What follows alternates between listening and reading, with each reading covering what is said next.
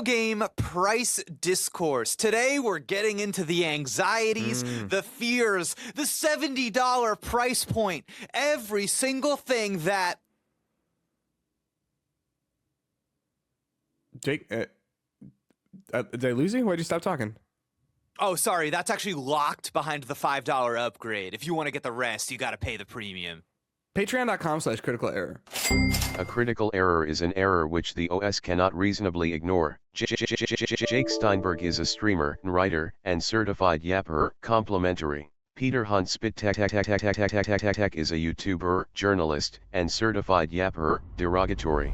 These are the things they cannot reasonably ignore. Price discourse. Oh my god, the world is our oyster. Where do we begin? Games as a service, monetization, marketplaces, the $70 game, the dreaded, the feared $80 game. This discourse pops up everywhere. I think where I want to start, the question I am most interested in figuring out at the beginning here is that when we talk about the anxiety of the increasing price of video games, what are we actually talking about there? Is it as simple as we don't want to pay more for anything? Price going up is bad across the board, and that's worth talking about over and over, or is something deeper going on? I mean, I think it's a very simple answer, and it's just that prices are going up and wages aren't going up.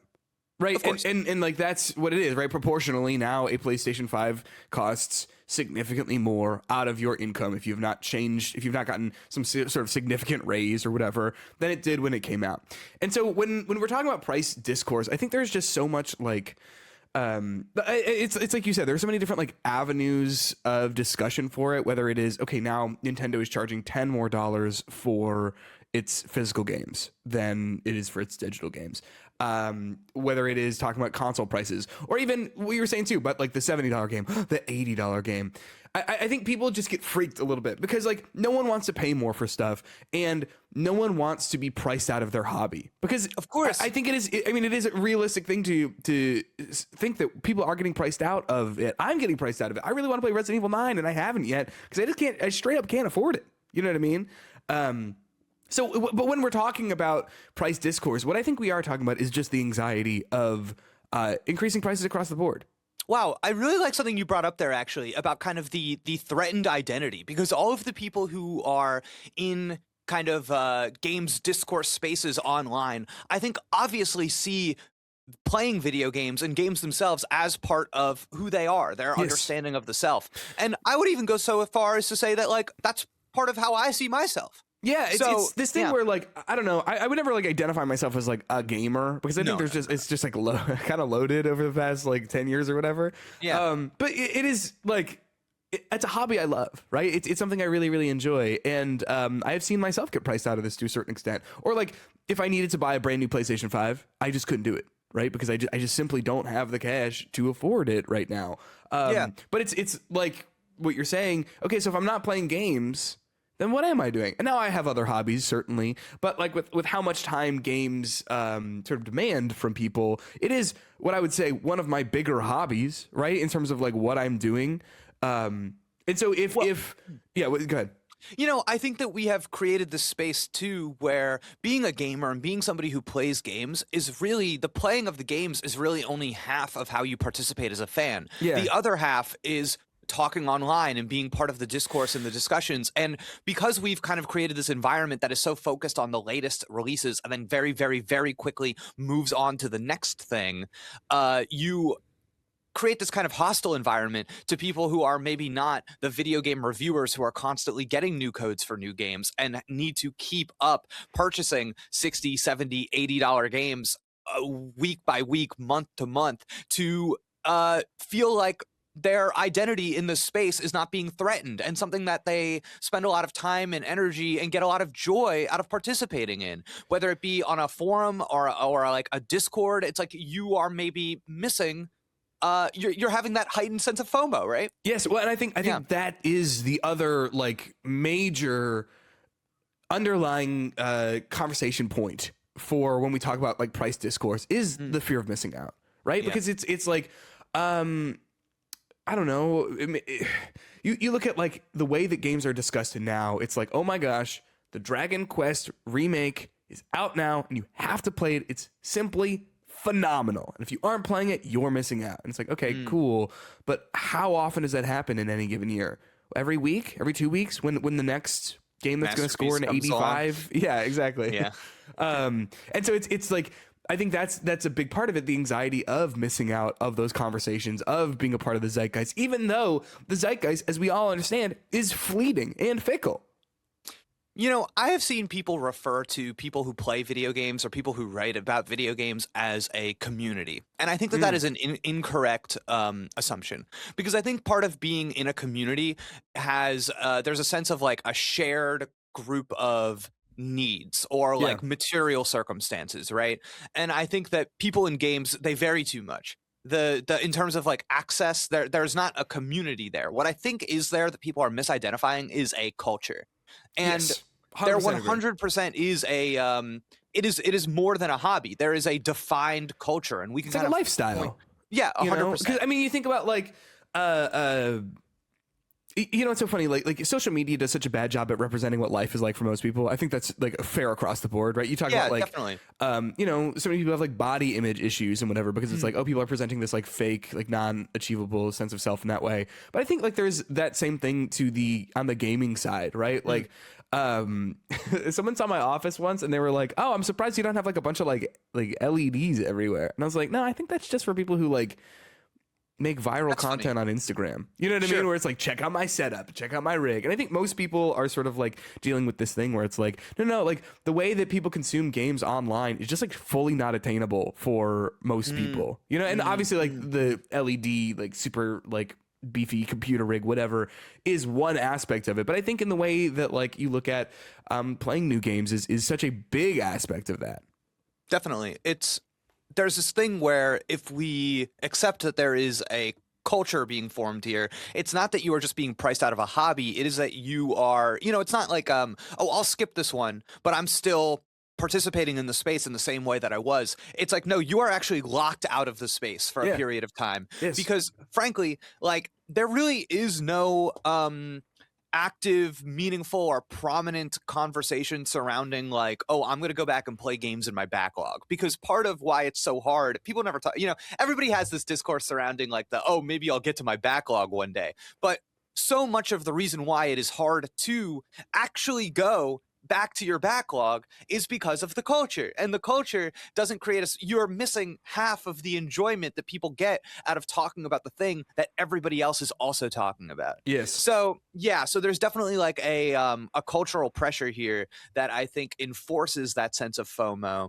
And there's also, I think something else I want to bring in here too is that I think we all have understood for quite some time that you get a lot of bang for your buck out of gaming. Oh yeah, certainly. There is in terms of like entertainment that you could participate in, there is so much value in video games. And I do wonder sometimes if people have known that, and when prices for games start to go up, fairly or unfairly, there is this feeling of being threatened of like that value of game, you know? Well, you know what's funny? There's this like whole so much stuff is free with video games, right? And it didn't used to be this way, right? Like so many free to play games are like phenomenal, right? Fortnite free to play, Apex free to play, like all of these. There's so much that you can get if you are not even spending a dime on actually like purchasing video games, right? And you know, there's something to be said about those marketplaces and free to play, the way that free to play games are monetized and all that sort of stuff. But like, and we can get there. But what I find interesting is there is a certain level of like entitlement, I think, that we see out of a lot of like gamers in like the gaming space, because of I think there might be a certain like level of anxiety about the idea of like, what if starting tomorrow Fortnite was like, hey, actually, you have to pay $60 to play this game.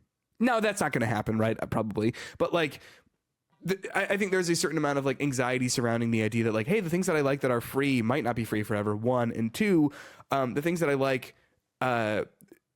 should also always be getting updates. You look at what happened this past week with the developers from Peak, who's at Landfall Interactive. Someone tweeted at them saying like they have a lazy dev cycle, and they responded by saying, and this is from an IGN article by Rebecca Valentine, They said neither us or co-developer AgroCrab are live service studios. Any update is a bonus, not a right. And I think that like sort of speaks to part of the anxiety of what's going on with all this from the development side and from the consumer side. Wow, a bonus, not a right. So yeah, this thing you're pointing to here, the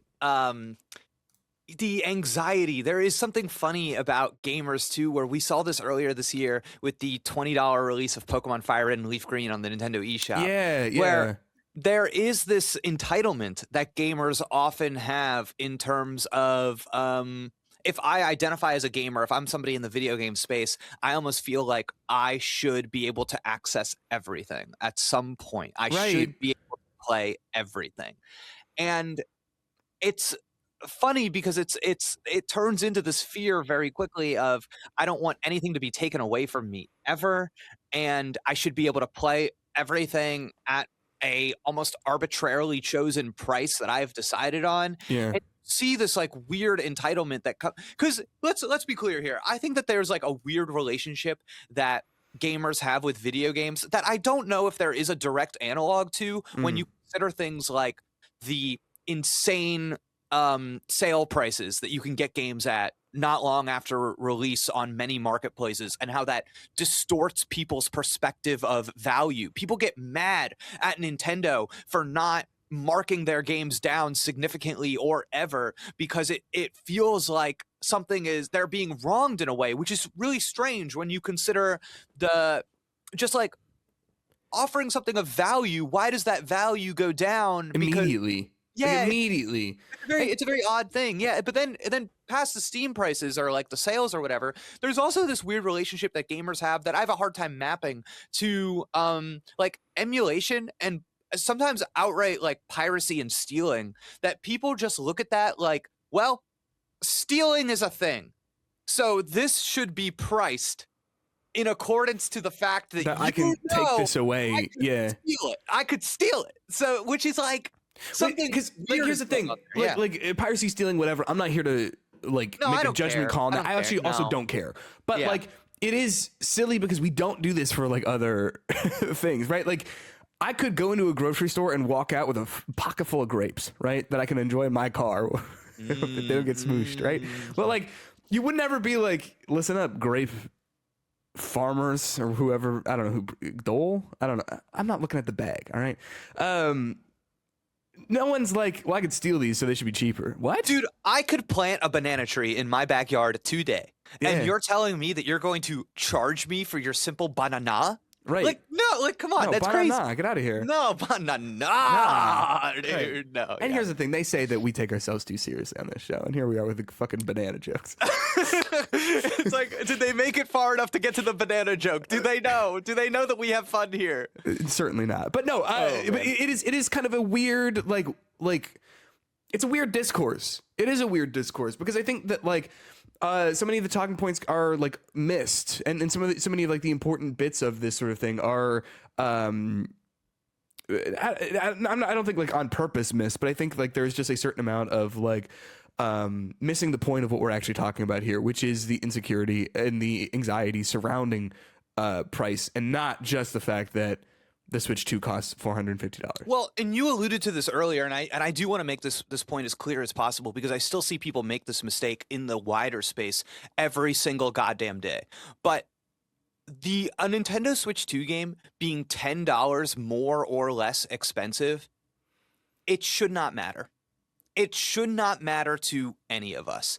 And I understand how that might be a hard thing to reach. I see this kind of discernment with video game pricing, this ritual that happens a lot of the times in articles or in tweets, where the analysis people will run is that they will pull up an inflation calendar. They'll put in the year that the Nintendo 64 came out. They'll put in its price, and then they'll be like, look, the price of games hasn't actually changed. And it's because they have a fleeting understanding of, I think, how money works and what inflation even is. Yes. Because the fact of the matter is that the measuring something against the value of the dollar is functionally meaningless if you are not also performing a material analysis of how much money people are actually making at the time. Because, yeah, if the price of gaming hasn't actually increased over however many years, that is great. But at the same time, we have unavoidable costs that are being imposed on every citizen of the country. Housing goes up, food goes up, everything that you need, things that everybody is paying for, more costs that didn't exist before, phones, Wi-Fi, whatever the heck it is. If all of that is now being imposed on that same person, guess what? It doesn't matter that the price of video games didn't go up. It is more expensive because you have less money in your pocket than you should. And if your analysis does not start there, your analysis is useless to me. And I am sick of reading the posts, the tweets, the op-eds, whatever it is, talking about the price of video games that is too scared to get political, too uninterested or uncurious to have an actual meaningful material analysis that is focused on solutions. And instead, all it ever sounds like is a ungrateful video game player going, I can't believe I have to spend $10 more, $10 less. We should not be arguing about $10. We should not be fighting about $10. It should not be on Nintendo or Sony or whoever to put $10 more in my pocket. We should be getting thousands of dollars more in our pockets all the goddamn time. Yes. This is fighting over this is exactly what they want us to do. Right. If we rely on them to solve these problems for us, we will always be trapped. We will always be under their foot, and we will always live in an economy that lives and dies by us getting little treats so that we can feel better, so that we can treat them like medicine and get along under this shitty system. That is it. I completely agree. And I also wonder, like, how much of this discourse is also, like, driven by people who are just kind of going, like, well, it might be this, right? Like, do you remember, like, we all decided that GTA was going to cost $100. GTA 6 is going to cost $100. Do you remember this? I do remember this, yeah. And when you look at, like, why everyone thinks that, it's because, like, one industry analyst said, like, well, maybe if, you know, based on the development time and cost of GTA 6, you know, it's been in the works for what, like 15 years, like, it might make sense for them to charge more for it. And then everyone just sort of like decided 100% that like this vibe that we've sort of just like gotten from some guy. And I'm not saying that that person isn't credible or like doesn't have anything interesting to say, but it's just like, we're not even talking about the reality of what's going on here. And I think it just goes back to like what you're saying here, this idea of like, sure, you know, we can discuss the facts that the Nintendo games are going to cost $10 more for physical editions. We can't, like, that is a fact, right? But at the end of the day, the actual conversation here is like, but why is $10 more so staggering for people? You should be able to pay $10 more without even thinking about it. Yes. Yeah. I was relieved when I found out that my nephew only has a Switch 1 because I got him Pokemon Legends ZA. For Christmas. And I was like, oh, sick. That's only going to be $60. Do you know what I mean? And like, it's this thing where like, of course, like being able to save, everyone wants to save a little bit, but I was like, oh, $10 is actually like materially like different for me. Allow me to peel off the main conversation of the podcast for one fleeting moment. Please. You just brought up getting your little nephew. How old are they? He is 8. 8. Great. Pokemon Legends ZA, and I just had this Jimmy Neutron brain blast go off in my head. Brain blast, and I was like, wow. Imagine, Jake, you're 8 years old, and the Pokemon game you're playing is Pokemon Legends ZA. I think one of the cool things about Pokemon and Game Freak is that, like, over the course of my life, you can go all the way back to when the games were black and white, when they were nothing, and you can kind of see this lineage, this history, and you're going up that staircase the entire time. And that's really neat. And that's a privilege of the era that I grew up in. Yeah. But to start at ZA, to be there when you are 8 years old and be like, wow, this is the game that Jake dreamed about when he watched the cartoon. No, like, 100%. I don't know. There's something about that I'm just like, what a life, what a perspective. How fun is that? 1,000%. And I think that's like what's cool. Kind of interesting about the way like gaming is, where like anyone who's like jumping in now, anyone who's like a child now, it's like you don't even understand, man. We used to have to like wait around for games to load so long. I always tell people though that like the age that I am, I feel like I'm like perfectly situated to see like a lot of the contrivances of our entertainment and technological culture today, because like, you know, I remember before the iPhone. Yes. I remember I remember the Game Boy, and being able to have that scope of seeing the whole. I think it's just cool. I don't know. There's just something I completely agree. I completely agree. Just having the sometimes I think about like how would a Nintendo Switch hit a kid who has always known the iPad?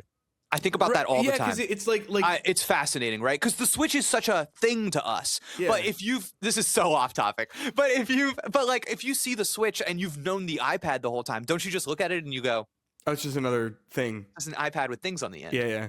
It's 100%. fascinating. No, it's kind of funny, right? It is. Yeah. I don't know. There's something about having the lineage that really, I don't know. So anyways, but okay, sales discourse. Something I want to tie in here is the because I do think it's related, is something that we see in games culture all the time. This emphasis on Steam charts and sales numbers. Yes. The pocket watching of Nintendo hit their sales goal. Sony wanted to sell this many copies. The obsession with this. Now, I think that kind of what you were talking about with kind of who's driving these conversations. When you brought up like GTA, somebody just kind of made that up. I think a lot of this can be explained by it just being low-hanging fruit discourse and really easy to, as a content creator, right, kind of manipulate into your business. You know what I mean? I think if we had someone should make like a critical error bingo card, and one of the spots should be like gets to the root of the fact that no one's actually talking about the games. Ooh, yeah, of course. You know, we could talk about, price discourse and whatever, but anything that doesn't get us actually interpreting what's going on in a video game, I think is good for us. But no, yes, 100%, because it's like there's a whole economy now surrounding the idea of it's not looking good for Marathon. Yes, the cottage industry of kind of like pocket watching companies and saying only 30,000 people are playing on Steam. This company's doomed. Yeah. If you compare it to Apex Legends, it looks bad, doesn't it? It looks really bad if you compare it to one of the most popular Battle Royale games of the last decade. It looks pretty bad if you do that. It's the new Concord, really. And not to be a complete crazy person to tie everything into this, but I think flip side, you see something like the critics hate the Super Mario Galaxy movie, but look at how much it's sold. But look at the money. I'm look validated. Look, no. It's the consumer successful. Is right. If it is successful, that means it is good. Look at Crimson Dessert. Oh my God. Everybody's licking up that sweet dessert, tasting it off of their spoons. Those stupid critics don't understand, but I understand because I'm a gamer. The market has spoken. The marketplace of ideas. I have dominated you. I've owned you in the marketplace of ideas. Oh, it's delightful. Yeah, I might as well just go home, right? I mean, at this point, like, well, if it made $1 billion, then yeah, egg it's on just my so funny face. Because I think what's very clearly happening there is that when you are arguing about whether or not a game did well, all you are really doing is has your positive or negative taste been socially validated? Again, because this is a culture. Yes. So you are looking for that cultural capital that comes with your taste being validated. So sales are simply a way to win arguments about your position in the space, to say that like I understand the space better than you do. Yeah. I mean, it's something we talk about a lot on this show. It's like the idea of like creating an in-group and an out-group. Yeah. For, the clout of it and for the ability to feel smart and big and whatever. And it's just like, I don't know if that, I mean, it works in the sense that like, if it didn't work, people wouldn't do it. Right. But, when I see people doing this, I'm like, I think it's Clown Pound. Do you know what I mean? I think it's also lazy, I would say, because the analysis of what's going on there, you don't have to know anything about the game. You don't have to do any work. All you need to do is look at a number and say that number is not high enough. And there is a degree to which it is capitalist, imperialist brained to even be so concerned with how the business is doing, how much money they're making, how many copies they are selling, to put that above, to prioritize that, telling that story, sharing that story with your audience, with your readers, above whatever your experience with a game is. Like right now, there's a big kind of like chud driven movement, I would say, that is panicked about Marathon. That is like so there's a few things about this, because I think the reason this happens is there's 3 reasons. One is because we've decided that video game studios are actually sports teams, and if your video game studio fails, then your sports team has lost and you are embarrassed, right? Right. And so with Marathon, like, that's a huge thing. Everyone's like, oh my gosh, I'm worried about Marathon. I'm worried about Marathon. I'm worried about Marathon. And like, I think a part of that is sort of the second reason for this, and it's because people, it's when it's like a live service game like Marathon, or like a multiplayer game like Marathon. People are worried like, oh, this is going to go away because we've seen this happen before. But I think that's such a small percentage of what people are actually worried about. I think people are really worried about it being a sports team.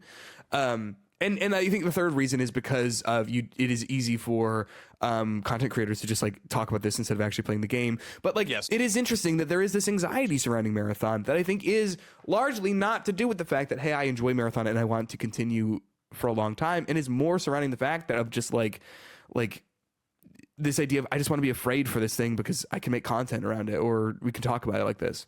And I think it would really behoove the gaming space to divest themselves from the permanence of games, because frankly, I just don't think it's I personally don't feel that this is like a battle or a war worth waging. And I think that like, so for example, the kind of anxiety that surrounds live service games, Marathon included. Yeah.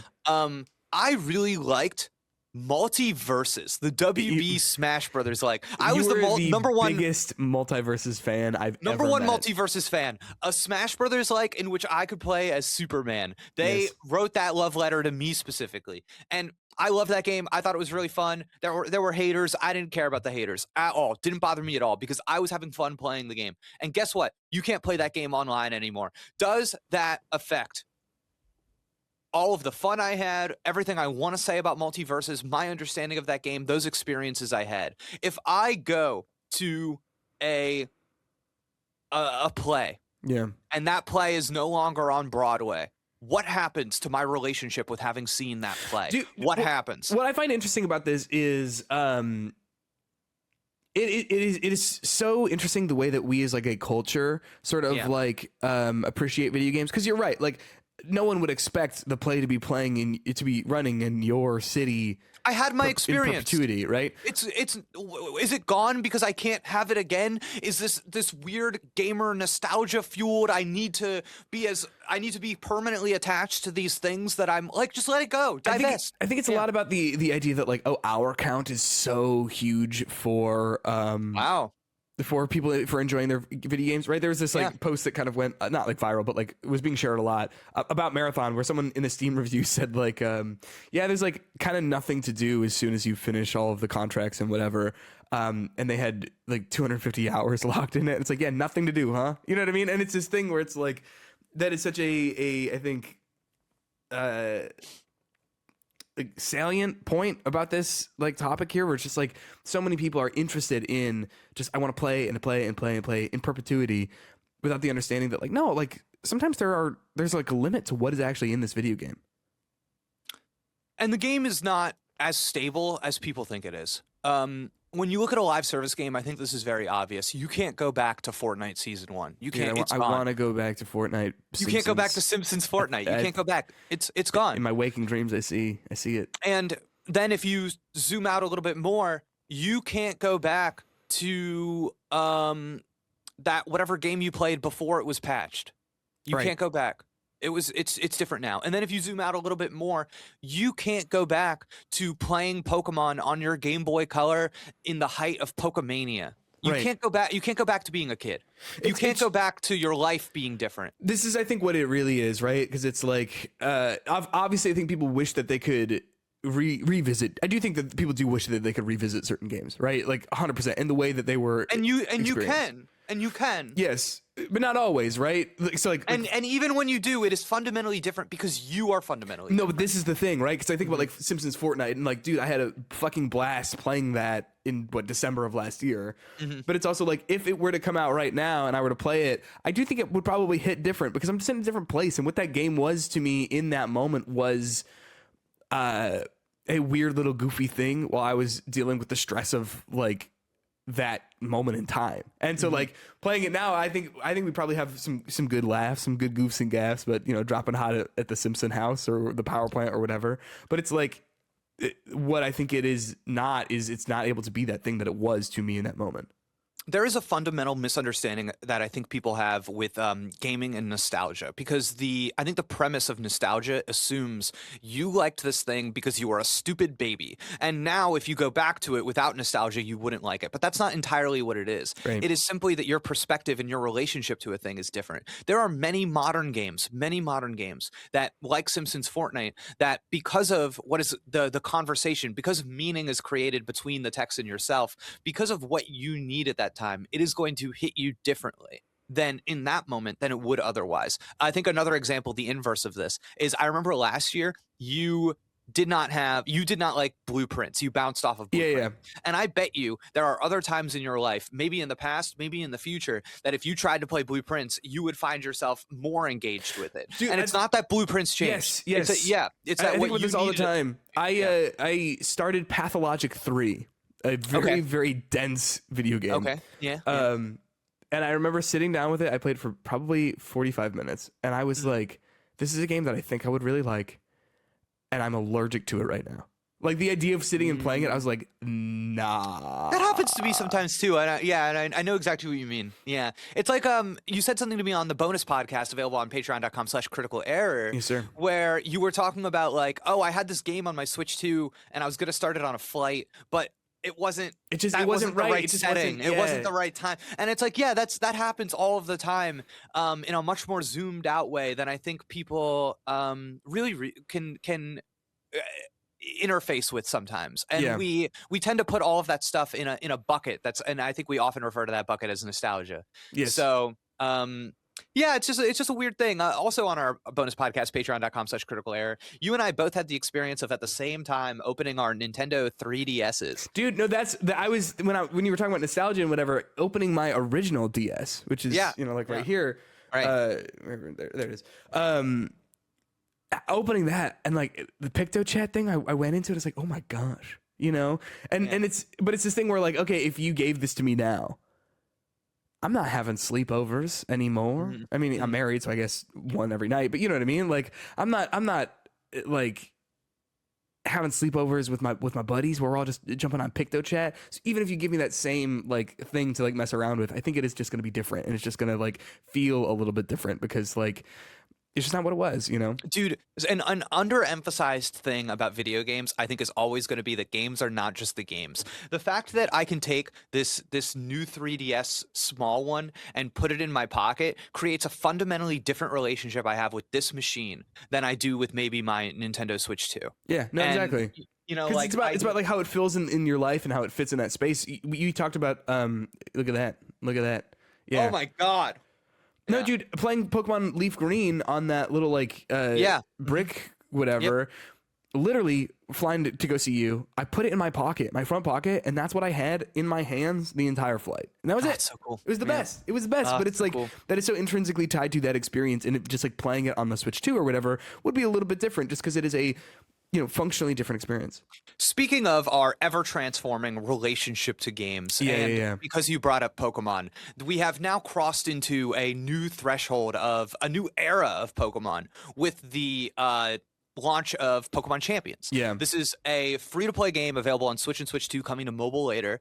And for those that don't know, it is primarily what people refer to as a battle simulator. You bring in your Pokemon from whatever other games, and you do competitive battles in the app, in the game itself. That's funny. I even called it an app in the game itself. Yeah. And I think something that I have kind of in relationship to kind of price discourse and monetization, something that I've been kind of wary of in this game is how I feel like Pokemon has been translated into a store. And this is huge. Yeah. This is huge. We're like, I think this has crept up on us, this idea that like, hey, what's up with video games just being digital storefronts now?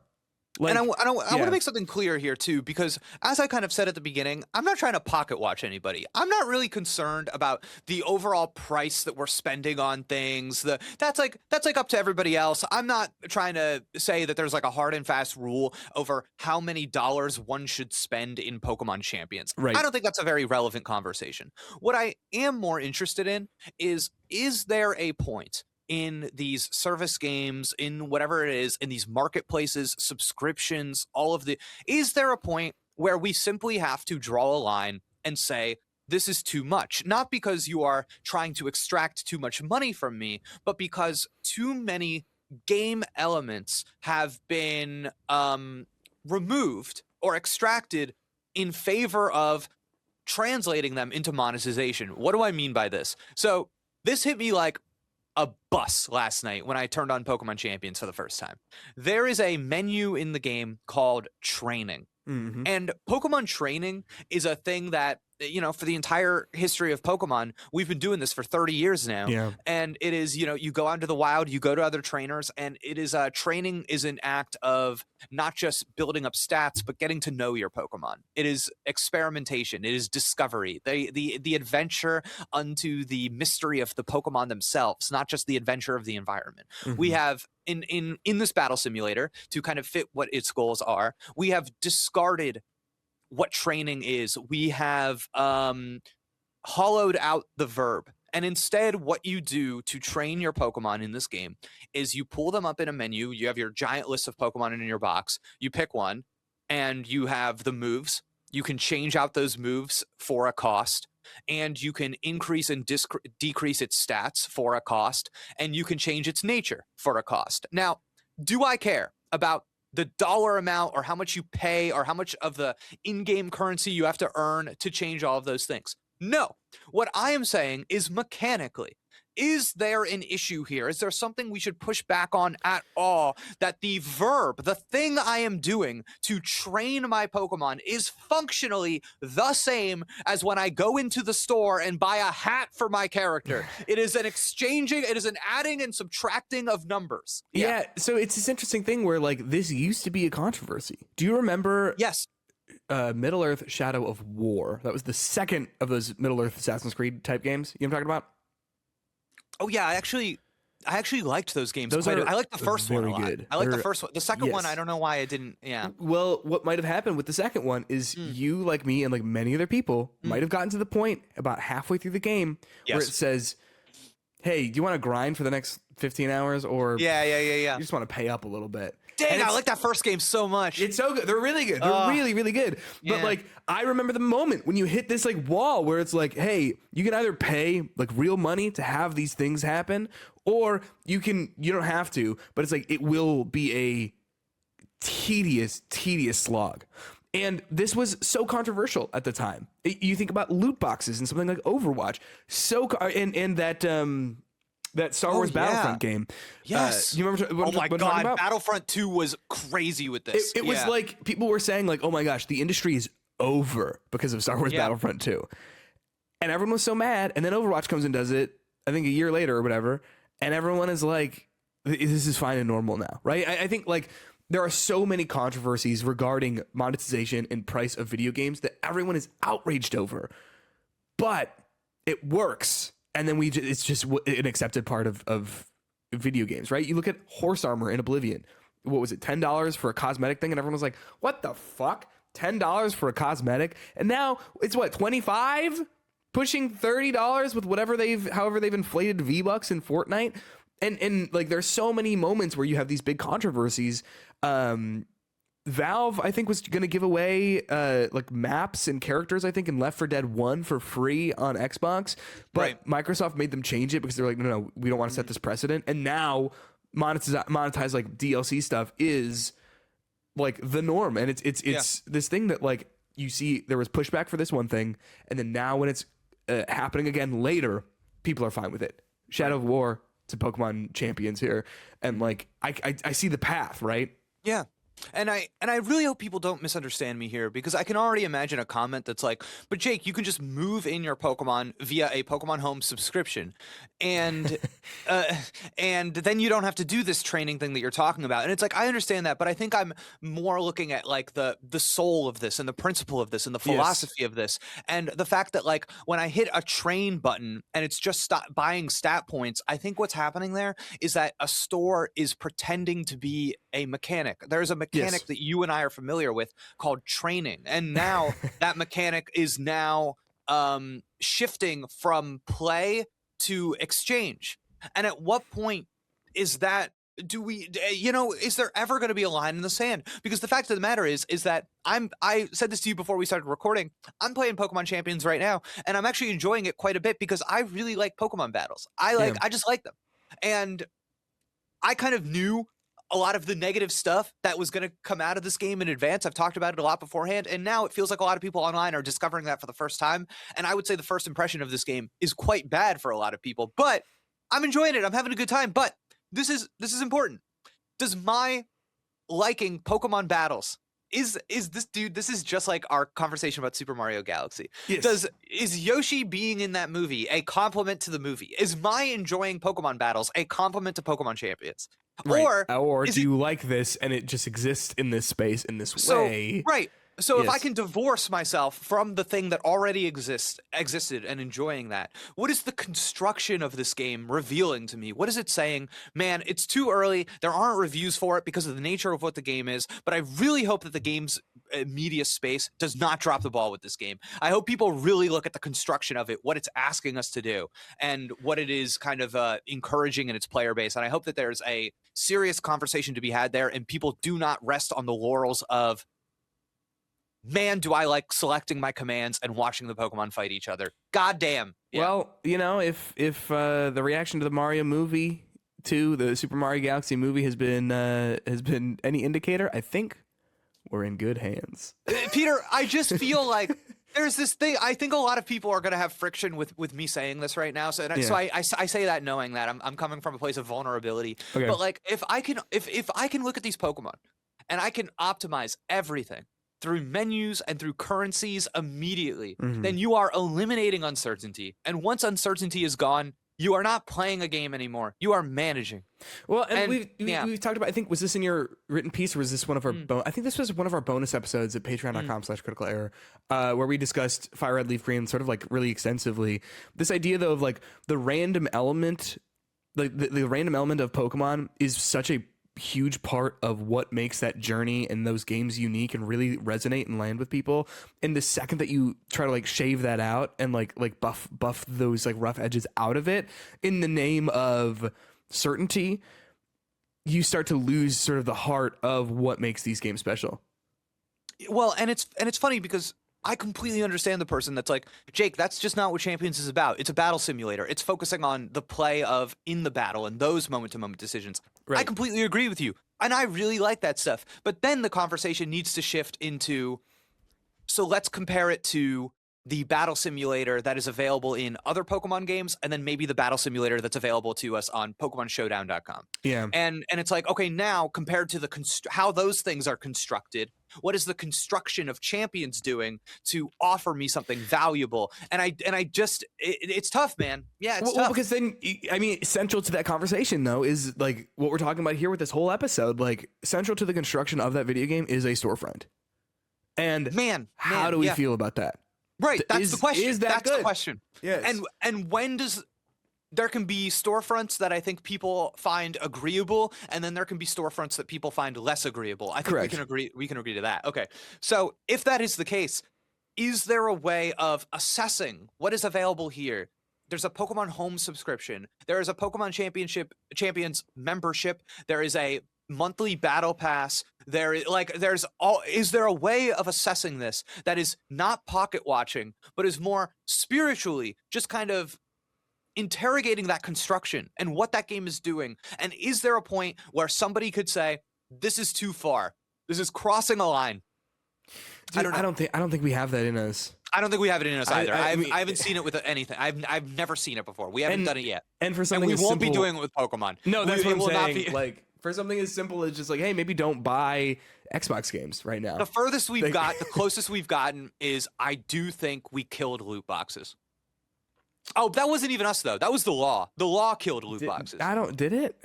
Yeah, there was European legislation that I think killed loot boxes. Oh, that's what I was going to say. Because in the US, certainly not. But it was like with FIFA, I think. It was, yeah, but it went all across the board. It's the same thing why, like, eventually we're going to see the Switch 2 that has the replaceable battery because the European said the right to repair stuff. Yeah. Why all iPhones now have the USB-C cable? because Well, and it's what all Europe. What a W. It's What a Europe W. legislation. Yes, 100%. What an incredible W. You're welcome, world. They should be saying. They should have put out 100%. ads about that. They should have put out just like patriotic. They should have like leaned into, or like Apple should have leaned into, like, hey, just so you know, all of our products are about to get 100 times better. 100 times better and more simple, and your life is going to be better as a result of this. But it's like when you see commercials for like come to Las Vegas, there should have been like pro Europe commercials that were like we did this. We did. You have us to thank. Yeah. You have us. Yeah, no, that's good. That's good. Awesome. Wow.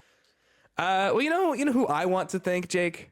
Tell me. I would love to thank members of the Critical Error Nation. These are people who've joined us on patreon.com/criticalerror, where they can hear all sorts of additional bonus content. Every single week we do a bonus episode. This week's was kind of long, kind of beefy. We did a Patreon Q&A, and to be entirely honest with you, I think some of the questions that were asked, this has been my favorite Q&A we've done. We haven't done a ton of them yet, but like, oh my God. I had a lot of fun talking about this with you, and also very revealing about our Patreon community.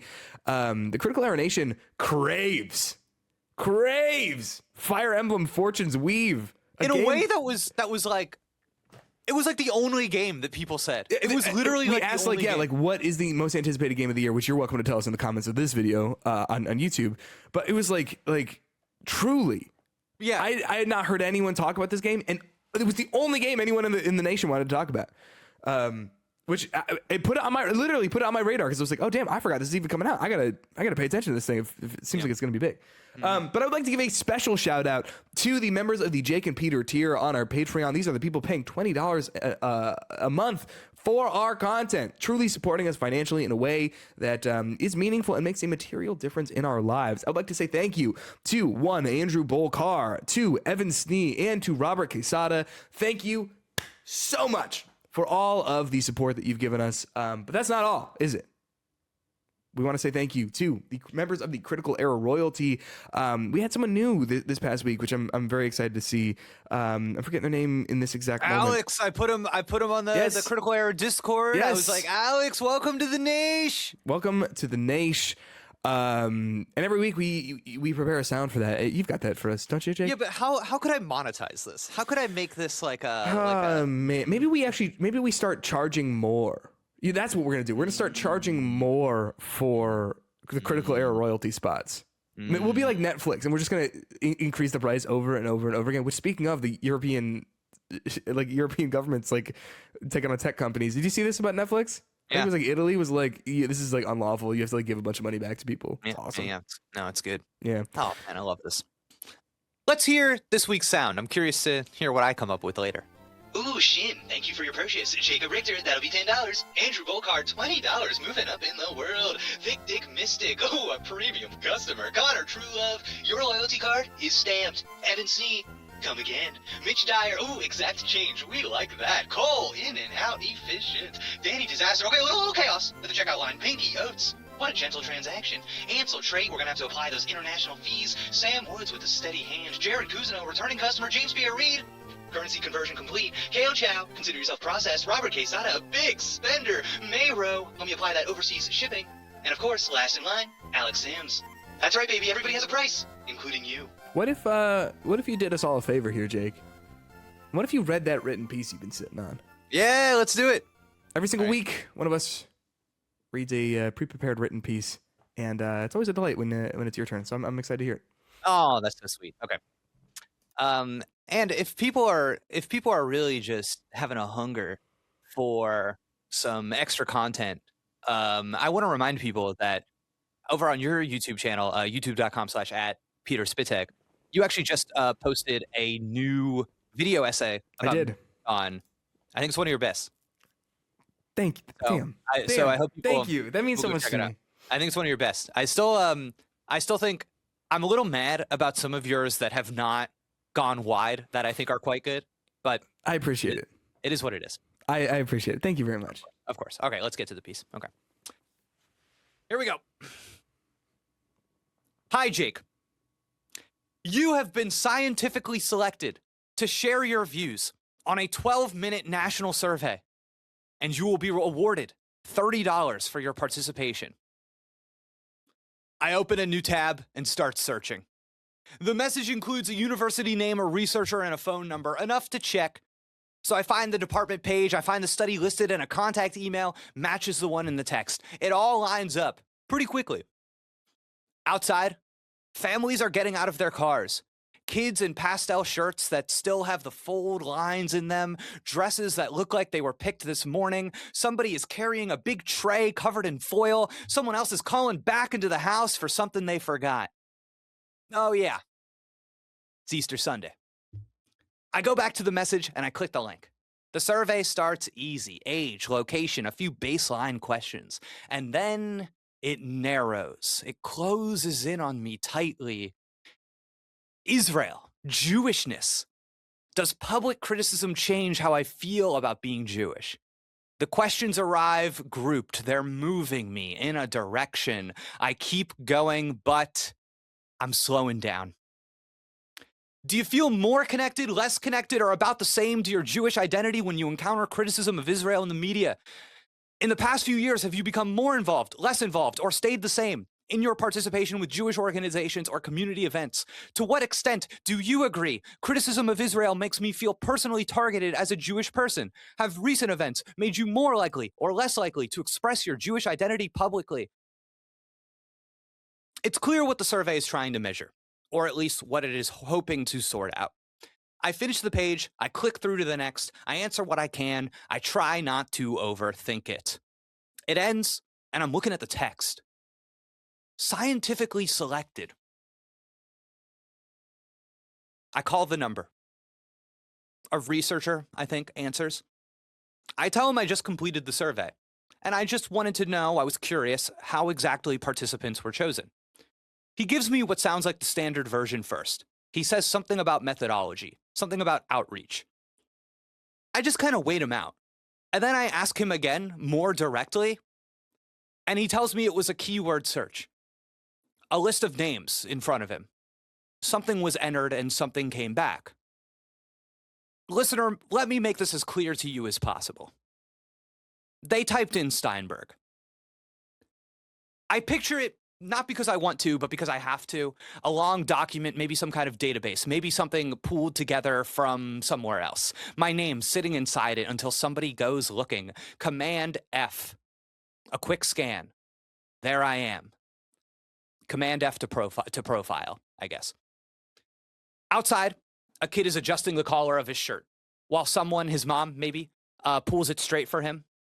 Another kid running ahead, shoes not quite broken in yet, you can tell. The clothes don't fit quite right. Maybe they will by the end of the day.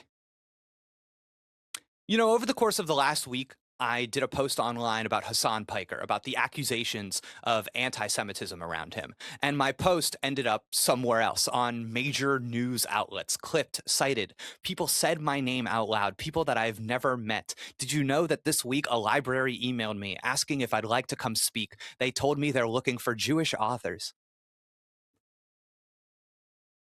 You know, so I said yes to the survey, and I answered the questions.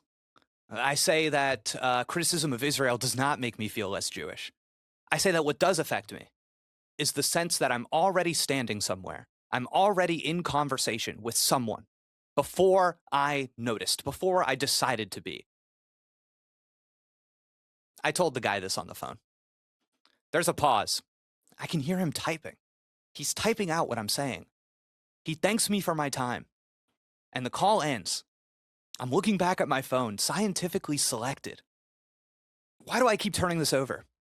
What does it take to be selected scientifically? A method, a process, something that works because it has already worked, something that returns the same results when you run it again, scientifically, which means I have to be the kind of thing that can be returned, not chosen, returned, a name, something that resolves, a set of parts that hold together well enough to be recognized, pull forward, and used. Was it the Stein? Was it the Berg? Was it them together? It sits there differently now for me, the way that it splits, the way it recombines, less like a name, more like something assembled out of pieces that predate me, scientifically selected, scientifically assembled. Outside, the families are still moving through the day. Kids in clothes chosen for them, adjusted, straightened, sent forward. Was it scientifically? They are growing into those clothes as the hours pass. By the end of the day, it all fits. The sentence does not change. It does not need to. It already knows what I am in it. Scientifically chosen. I am Frankenstein. It was always there in the name. The children outside are celebrating Easter. He is risen. Thank you. Dang. Wow. You know, Jake, one of the things that I have really not come to appreciate about you, but because it's not something that I've like didn't appreciate about you at all. But I guess just one of the things that I appreciate about you greatly is your willingness to talk about this experience and willing to talk about like, hey, like, and you know, if this is off base from what you're trying to say when you, not just with this piece, but in like all of the pieces of yours that I've read that are about a similar topic, you're like, hey, being Jewish right now is weird. Like it's weird because of like all of the assumptions and all of the sort of like boxes you're put in and all of that sort of stuff. And like, it's just so interesting because like, you'd think that, would you call the idea of being like, again, scientifically chosen for this a sort of a work of anti-Semitism? It's tough, right? Because Yeah.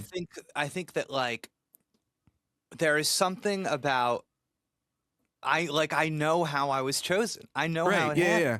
And it was somebody like using the simplest, most broad thing to put me in a box. And Yeah. it is something that is used against me constantly. It is something that hateful people see online and use against me. Yeah. And I think like, you know, using my name to get me into this group to fill out this survey, I think it's an easy thing to be like, well, there's nothing inherently wrong with that. But the way that they got there was I did not volunteer that.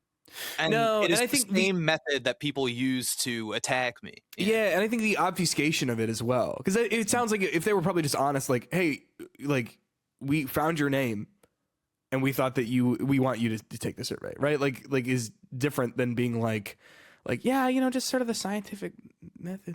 You know what I mean? It's so tough because I think I cannot. No matter what, there's this thing I have to interface with all the time where it's like. Whether it be my name or whether it be how I look, I cannot divorce myself from the identity of Jewishness. Yeah. And which is tough for me because like the Jewish community would tell you that because of my mother not being Jewish, I'm actually not Jewish. Right. And it's this thing where it's like I just have to face the facts that the reputation is reality and I am a representative of this thing whether I like it or not. And there's a degree to which by treating me this way, by treating me as somebody who is recognized constantly as Jewish, that is my Jewish experience. Right.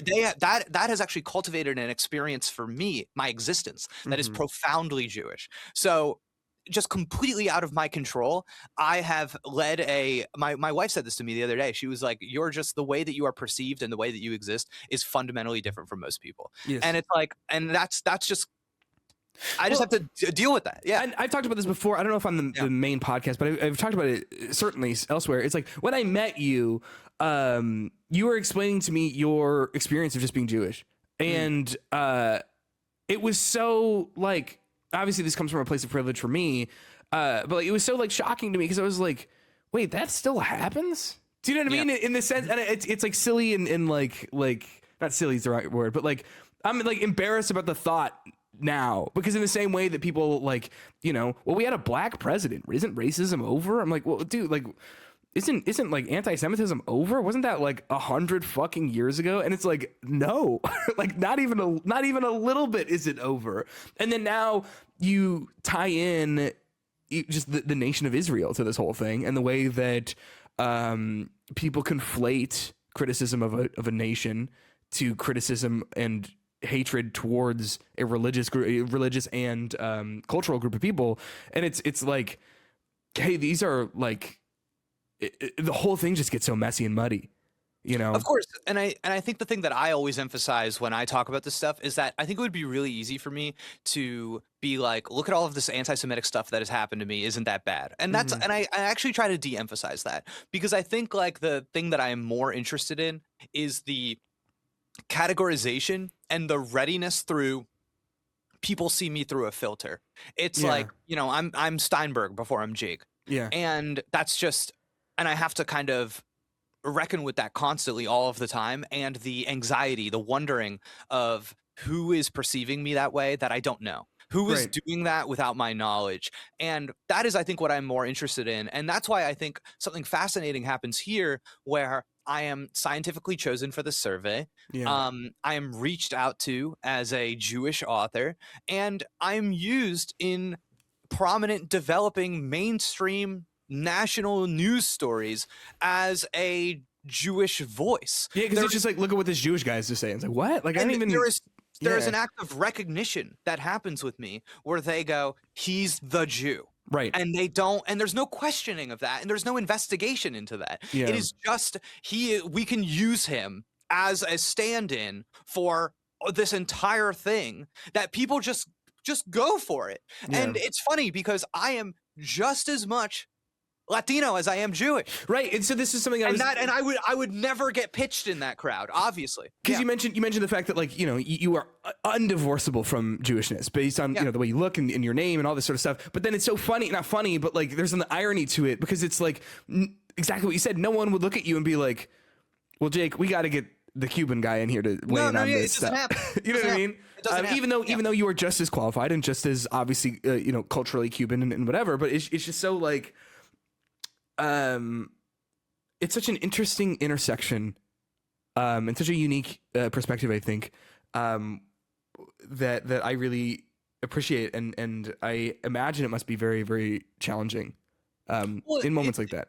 Yeah, and it really is just this, like, I don't know, I kind of just sneak it in at the end there, but like I have always felt this, like, you know, I am Frankenstein's monster. I've always like, I thought that was really that was such an interesting bit there. I have a question for you. Is sorry, and I don't mean to interrupt you, but is like Frankenstein, is that like a bit of Jewish panic by calling it Frankenstein? I don't think so, because he's the scientist, and it's just that like part of Europe where the story is. It's all of that, you know, like, so like underneath it is yes, but is it like a intentional thing meant to stoke some kind of I don't think so. Just knowing what I know of Mary Shelley or whatever, it's like I'm like, you know, I don't think so. Okay. But I would have to look into it. But the I just think that there is something there of like I don't know. I really, and I understand if people don't get this, but I really feel this. I'm like, I am not Frankenstein. I am Frankenstein's monster. I am the product of I inherited this. No, I am gosh, I am the parts. Yeah. I am and people, but like, what do people know Frankenstein's monster as? They know him as Frankenstein. They know him as the name. Yeah.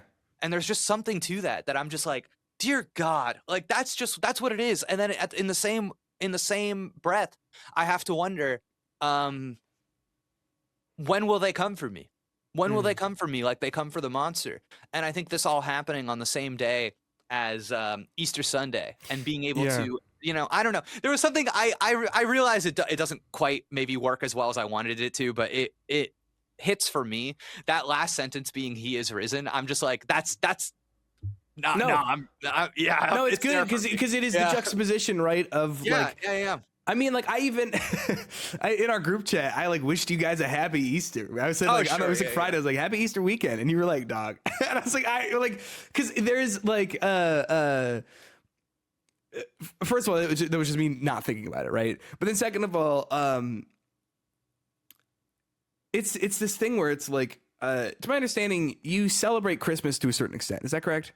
I do, with Sarah's family, of course. Yeah, and like, So like, if I said like Merry Christmas to you, of course, like you're celebrating it, right? But like, again, to a certain extent, and even just like culturally, like being out in the world, like, you know, Christmas season, holiday season is like, you know, happening for everyone. No, and to be clear, I like taking on the character of like a Scrooge. That when I hear somebody do like a Happy Easter, or it was Merry fucking Christmas so funny. It was so funny. I'm like, how dare you? How dare you? But to sort of to your point here, though, like, I don't know, hearing like you're in your office and you're working or whatever, and like outside there's kids doing this thing, and it's like, oh yeah, that like this thing that you're just like not a part of that feels like such a large part of culture, right? And you're just on the other side of the glass, basically. Not that you necessarily want to be there, but like you are just having a very different day than these kids and this family, you know? Yeah, and I think like, you know, there's a Jewish holiday that happens over Easter, and it is this thing where like, it is not. I don't want to be a baby about this because it's not a big deal. I really don't care, but it is an interesting experience. Just kind of like living your life, and then everything stops because their holiday. Other people, yeah. And there's something about that, man. The fact that it's indelible. That it, like you are out in the world and you're like, oh, there's not as many people out today, and just like seeing the families all together doing their things and going to church or whatever it is, it's like it is impossible to kind of live your life and not notice it. Yeah. And there's just something about that is yeah. And then I think the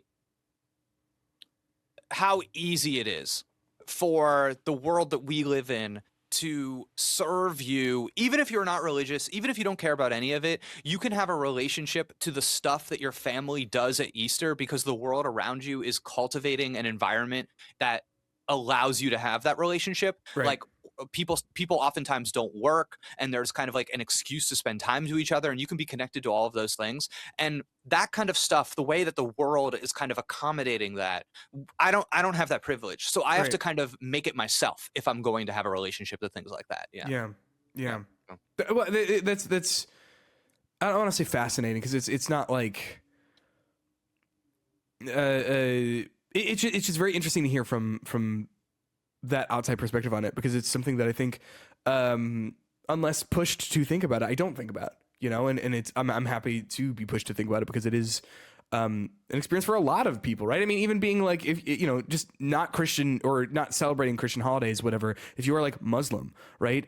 Yeah. Same thing, right? Like I remember, because now I'm not super in tune with when certain Muslim holidays are, but I know there's one that takes a while. And I remember being in school and like someone talking about like, well, it's so frustrating because like I don't get this time off in the way that like everyone gets either Christmas vacation, you know what I mean? When it's 2 full weeks. And it's like, okay, but like my like school does not line up with my life.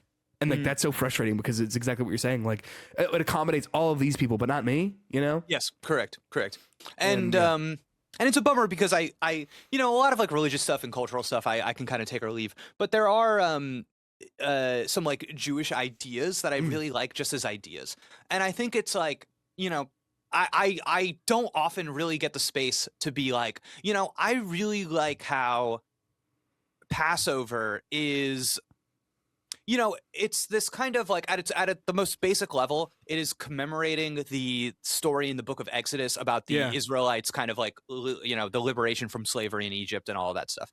But I think like the way that Passover treats it, I've always really liked, because it's not just like a never forget. It's not like a 9/11 remember this happened situation. It is every generation of Jewish person, a modern Jewish person, a person, you must see that yourself as if you personally left Egypt. And there is so Egypt in Hebrew, it's kind of this cool word because it's Mitzrayim, and it has this root word with narrowness or constraint. Yeah. And the idea is like the exodus from literal slavery. It's not just limited to that. It is an escape from being trapped or limited in your ways of thinking, from systems that define your worth, which is kind of like the experience that I'm writing about and thinking about now. Yeah. And so the idea of Passover is that it's an ongoing process. You are always leaving some version of Egypt, whatever that is. And I like that idea. I just think that that's like a cool, that's like helpful to me. Yeah. But it's one of those things, man, where it's like the way that Jewishness exists out there and the way that it's allowed to exist for me, there's nothing there. There's nothing. That's I just have to keep that over here. Mm-hmm. So, you know. Well, I think this was a fantastic written piece. Thanks. Yeah. So thank you for sharing, and I think it, of course, you know, just phenomenal work by you as always. Listen, if people are interested in more, they should head over to patreon.com/criticalerror. There is a juicy bonus episode up right now, a long one, and we get into it all.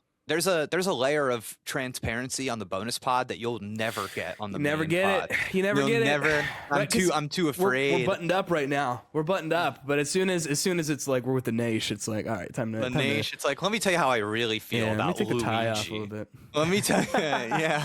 Dude, we're going to get into it about Fire Emblem Fortune's Weave. Ooh, Fortune's Weave. That's fun. All right, thank you everybody for listening. We'll see you next time. Bye. Bye.